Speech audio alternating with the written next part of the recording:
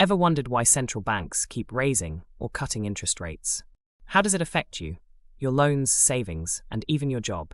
Today, we break it down in simple terms. What are interest rates? First, let's understand interest rates. Simply put, an interest rate is the cost of borrowing money or the reward for saving it. When you take a loan, you pay interest. When you save money, you earn interest. The role of central banks. Central banks, like the Federal Reserve in the US or the Bank of England, control interest rates to keep the economy stable. Their goal? Balance inflation, economic growth, and employment. Why do central banks raise interest rates? When inflation gets too high, meaning prices keep rising too fast, central banks increase interest rates to slow down spending and borrowing. This makes loans more expensive, reducing demand and bringing inflation under control. Effects of high interest rates on you. Loans, mortgages get costlier, higher monthly payments.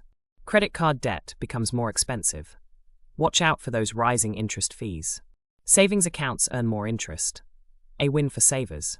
Why do central banks lower interest rates? On the flip side, when the economy slows down or a recession hits, central banks lower interest rates to encourage spending and investment. Cheap borrowing fuels business growth, job creation, and consumer spending. Effects of low interest rates on you. Cheaper loans, mortgages. Buying a home or starting a business gets easier. Credit cards become more affordable. Lower interest charges mean easier payments. Savings accounts earn less interest. Bad news for savers. How interest rates affect the stock market. Interest rates don't just affect individuals. They impact the entire stock market. When rates rise, businesses borrow less, slowing growth, which can cause stocks to drop. Lower rates, on the other hand, boost investments, pushing stock prices up. What should you do? A practical advice. So, how can you prepare for changing interest rates? Here are a few tips.